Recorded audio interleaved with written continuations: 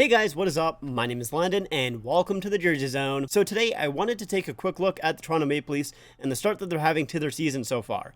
Now, after last night's 4-1 loss to the Carolina Hurricanes, the Leafs currently sit at 2-4-1, which places them at 23rd in the league. Now, on Leafs Twitter right now, you kind of have a war going on between two halves of the fan base. You have the one half that's panicking, saying that this team looks absolutely awful, and talking about how in the offseason, all of these Leafs players were saying how angry they were about how last season ended and how they were going to be extremely motivated coming into the season. But through 7 games here, they haven't really looked that motivated. And then you have the other half of the fan base saying that it's only 7 games in, you shouldn't be panicking, they'll be able to turn this around. Now, where do I sit in all this? Where do I stand? Well, I'm kind of a little bit in the middle. I somewhat agree with the people saying that it is only 7 games in, because they're right. It is only 7 games in.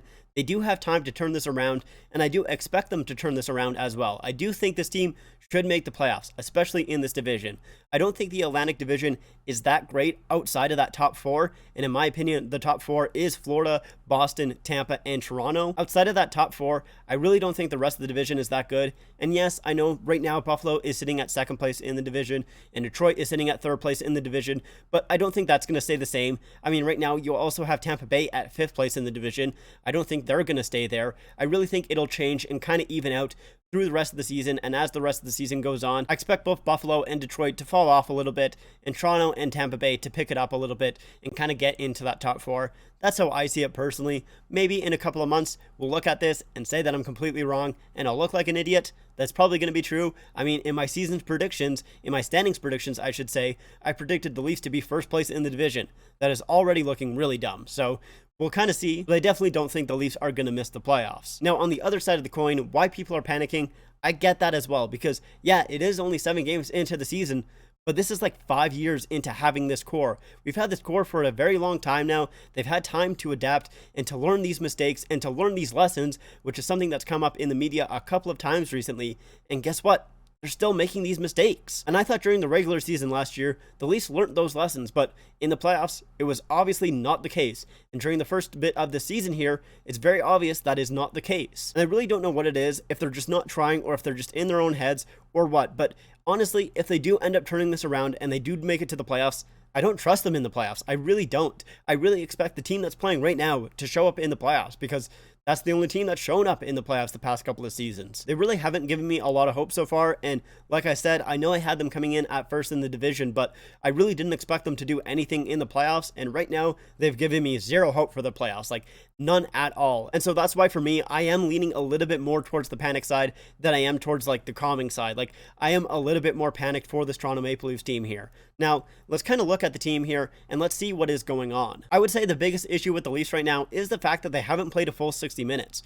During those first 2 games against Montreal and against Ottawa, their starts were absolutely awful. Those first periods were really, really bad. Now, for the last couple of games, I would say the later half of their game has really struggled, especially that second period. They got eaten alive in the second period against the Pittsburgh Penguins and against the Carolina Hurricanes as well. And even in the games where they won, I wouldn't even say they played the full 60 minutes either. Now, let's take a look at some of the players individually. So let's start at the forwards, I guess, because that is something that everyone is talking about right now, especially obviously the big 4. So Marner, Matthews, Tavares, and Nylander. Those are your top 4 guys, and they really have not been good enough outside of Nylander, in my opinion. Nylander has been pretty good outside of maybe the last 2 games. Last 2 games, he really wasn't that great, but those first 5 games, in my opinion, he was really, really good. Right now, in those 7 games, he has 2 goals, 3 assists, and 5 points. And like I said, during those first 5 games, I really liked his play. I thought he was dominant. He was working hard. He's one of the few Leafs that I've actually thought have looked really good for most of their time so far this season. Now, I also have a little bit of a hard time blaming John Tavares as well. He is coming off that terrible injury from the playoffs last season, so I kind of maybe understand why he's starting a little bit slow. Although that being said, I've barely noticed him in the game so far this season. He only has 1 goal and 2 assists for 3 points in those 7 games, and the 1 goal that he got really wasn't even his own goal. Basically, it was a shot by William Nylander. It hit the goalie's chest, bounced off of him, kind of grazed John Tavares, and then hit the skate of a defenseman in front of the net and went in. So it was just kind of a random goal. He barely touched the puck at all, It ended up being his goal, so I mean, at least that's good, but I really haven't seen him that much outside of a couple of points during these 7 games so far. Moving on to Austin Matthews, he does only have the 1 goal, but he's only played 4 games, so even though he is usually a very strong starter, he missed the first 3 games of the season. You can maybe give him a little bit of leeway for that because he did miss the entire preseason as well. And during the first game that he was back against the New York Rangers, he was dominant. He looked so good during that first game. Shesterkin robbed him like 3 or 4 times. Like, he looked very dominant during that game. Although outside of that game, I really wouldn't say he's been that dominant. And I've noticed him a couple of times defensively and not in a very good way either. Especially, I believe it was in that San Jose Sharks game. He was in the defensive zone. He tried getting it out by just going straight up the middle. It was intercepted by that D-man. He went D to D to the other guy, which I believe was Erik Karlsson, and he shot it right into the back of the net.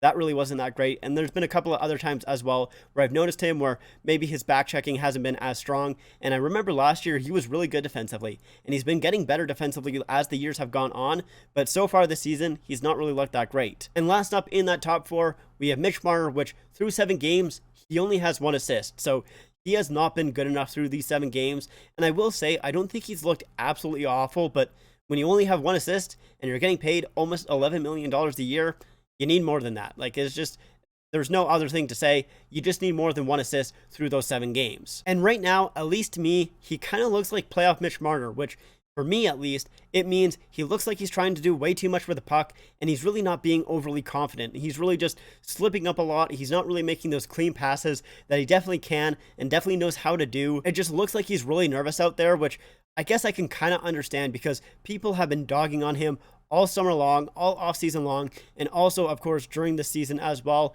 which I get, but at the same time, man, like, some of it goes too far. Some of it definitely goes too far. And talking about Mitch Marner every single time a player signs a new contract is a little bit annoying. It's a lot of bit annoying is what it is. It's a lot of bit annoying. But at the same time, I kind of understand why people are doing it as well, because Mitch Marner has really not been good enough for the past couple of playoffs, and he really hasn't been good enough through these 7 games here. And when you're getting paid almost $11 million a season, you can't take a game off, even if it's not intentional, even if you're just having an off game. When you're getting paid that much, you're kind of expected to be dominant every single night. And like last night, for example, he has the puck in the defensive zone. He turns it over. The puck goes back to Slavin. He tries to get it back. Like I said, I think he's doing too much. I think he tried a little bit too hard to get that puck back. He easily got walked by Slavin, goes in, and they score. So I really think, at least for Mitch Marner himself, he is definitely in his own head. And that is something that I don't know how you fix, but he needs to try and figure that out somehow. And so overall, looking at this forward group, just trying to wrap this up here, there's only been 3 players that I really think have played well, offensively at least, through these first 7 games. And that is William Nylander, Jason Spezza, who, by the way, is your leading goal scorer with 3 goals through 7 games.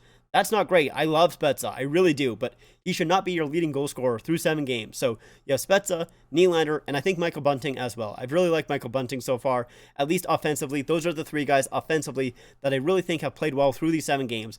Outside of that, there's been a lot of things that I really haven't liked about that forward group. But honestly, the forward group, I do think they should be able to turn it around. It's the defense that is extremely concerning to me, because going into the season, I was like, their defense is fine. It's barely been changed from last season, and last season, it was really good. And in my opinion, that was one of the least bright spots last season. But so far this year, they have looked really bad, and that is every single pairing. It's not just one guy, 2 guys, a pair. It is every single pairing so far this year has really not lived up to the task. Like Reilly and Brody, for example, they haven't been that good. I haven't noticed Brody breaking up those 2-on-1s as much as I did last season. Once again, we're only 7 games in, but I really noticed that a lot. I think almost from the get-go about Brody is how he broke up those 2-on-1s. Haven't really noticed that much this season. And then with Reilly, I've noticed him a couple of times offensively, but other than that, it hasn't been a ton. The biggest issue, in my opinion, with this defense is the Muzzin-Hall pairing. That has looked awful. So bad. That has been easily their worst defensive pair so far this season. And the funny thing about that, it's supposed to be their shutdown pair, and I don't know what is going on with that defensive pair. I don't know what is going on with Jake Muzzin. A lot of people are speculating that he is injured, and I kind of hope so. Not because I want Jake Muzzin to be injured. Obviously, I very much don't, but if he is not injured, if this is him at full health, what is going on with Muzzin? What is happening? Because this is not the Jake Muzzin that we've seen since he's come to Toronto. Now, the biggest issue, in my opinion, with this pair right now is the pinching. They are pinching so often, and I really don't know why, because they are creating so many 2-on-1s for the other team, and the other guy, whether it's Hall or Muzzin on the back end there that is trying to handle that 2-on-1, they're having a really difficult time. And so that pair has really been hurting the Leafs so far this season. And then, of course, last up, we have the Sandin and Dermott pairing. Now, that one, I think has been just okay. Obviously, with Dermott and Sandin, they're both young. They're both going to have a lot of mistakes. I've seen Sandin a couple of times. I've liked his game a couple of times. Although there was a play last night where he did get outmuscled and it did lead to a goal. But I kind of give a little bit of a nod to the player there. I believe it was Lorentz. He outmuscled Sandin. And with Sandin as well, it's not like he's the biggest guy out there. I believe he's only like 5'11", 180, something like that. So he's not really that big of a player. You kind of expect him more to be a puck-moving defensive, an offensive defenseman. So I kind of understand why he got outmuscled there. Obviously, you don't want that to happen, but also at the same time, you kind of want Campbell to stop that shot. Now, speaking of Campbell, let's move on to the goaltending here.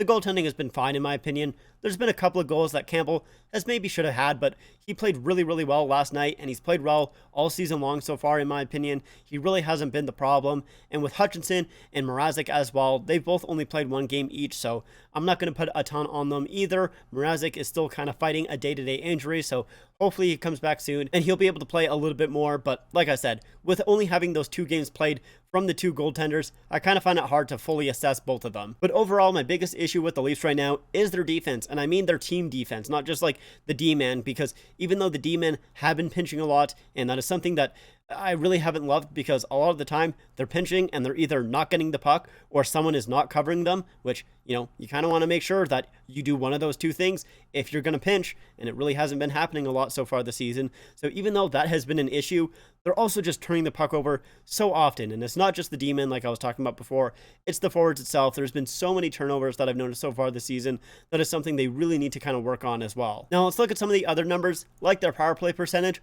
So right now they're sitting at a 13.6% on the power play, which is extremely concerning, because during the past couple of seasons, their start to the power play has looked really good, and it's kind of dwindled off as the season has gone along, but they're not even starting hot so far. And my main concern is that the power play 1 unit has not looked good at all. It's had no flow, no chemistry, no rhythm to it, like at all. It's the power play 2 unit that has looked good so far, which is obviously not good, because you have all of your top guys on the first power play unit. So that really needs to figure itself out. I don't know what's going on with that power play. That power play just constantly confuses me. I really don't get it at all. Their penalty kill, though, that has looked pretty decent. Right now, they're sitting at an 87.5, so that's pretty good. That's not too bad. And really, honestly, the good things about their penalty kill as well is the new guys coming in, and they've been playing pretty well on the penalty kill, especially David Kampf. He has been playing really well. I've actually really been impressed with his game so far. He hasn't really done much offensively, but defensively, he's been really strong so far. He's one of the few players that I've noticed defensively and been like, hey,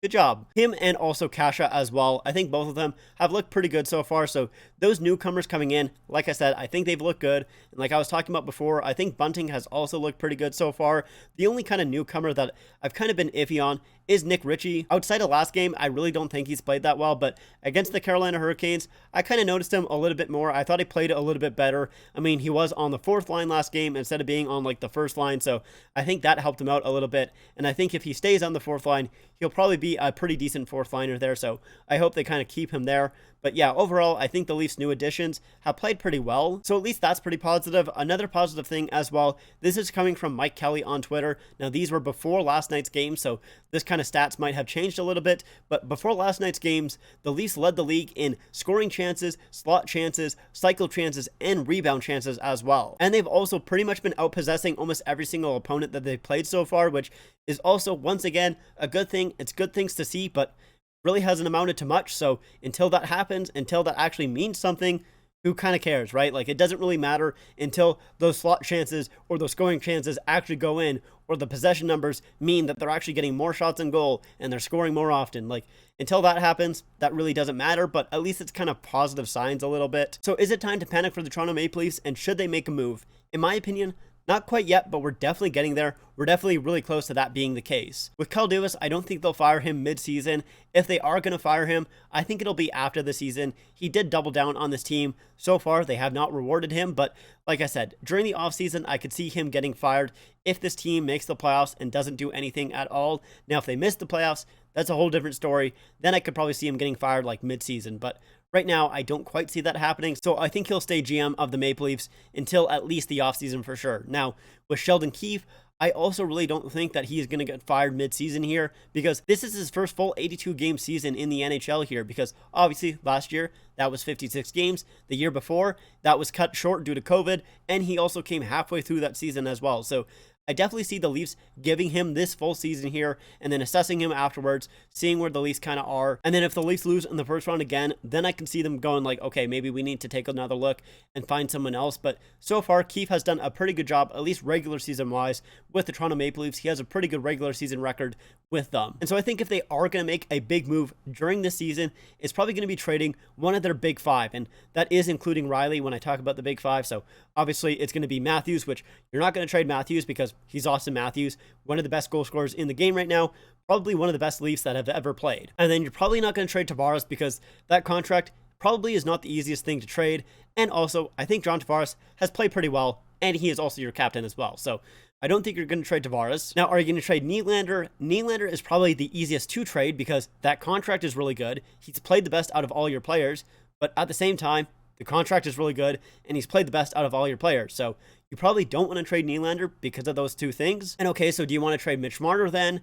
And that, you can debate whether how hard that contract is actually to trade. It's definitely not the easiest contract to trade, but I don't think it's as difficult as some people kind of make it out to be. So you could possibly trade him, but at the same time, you're trading like a 90-point winger, which is a pretty big trade. And then you also have Morgan Reilly, who's been a Leaf since 2012, 2013, something like that. He's been a Leaf for an extremely long time, but at the same time, this is his last year in the contract, and guess what? He's probably going to be making like $8 to $9 million a season on his new contract, and the Leafs cannot pay that. So I see Morgan Reilly as the most likely to go during this season here, but I really don't think they should do anything quite yet. It's their next three games that are really key in my opinion. Their next three games are against the Chicago Blackhawks, the Detroit Red Wings, and then the Vegas Golden Knights. And these are three teams that, in my opinion, they should beat for sure. Because you have the Chicago Blackhawks, who are extremely struggling right now. I could very easily see the Leafs lose to this team here, but they need to beat the Chicago Blackhawks here. If they don't, then I think it is time to panic, and they should do something. With Detroit, yeah, they are playing pretty good right now, but you still probably should beat the Detroit Red Wings. And then with the Vegas Golden Knights, they're really injured right now, so you should probably also beat them as well. So in my opinion, I think the Leafs should win their next three games, and if they don't, then maybe it is time to panic. Maybe they should do something. But anyways, that's just my opinion on the Leafs so far this season. Sorry it was a little bit of a long video, but if you guys stuck till the end, let me know in the comments down below. Let me know what you guys think about the Leafs so far this season. And if you guys like this video, make sure to leave a like and make sure to subscribe to the channel. Also, make sure to follow me on my Instagram and my Twitter at TheJerseyZoneYT on Instagram and at TheJerseyZone on Twitter. Links are in the description down below. Like I said, that's it for me. Thank you guys so much for watching, and I'll see you guys next time.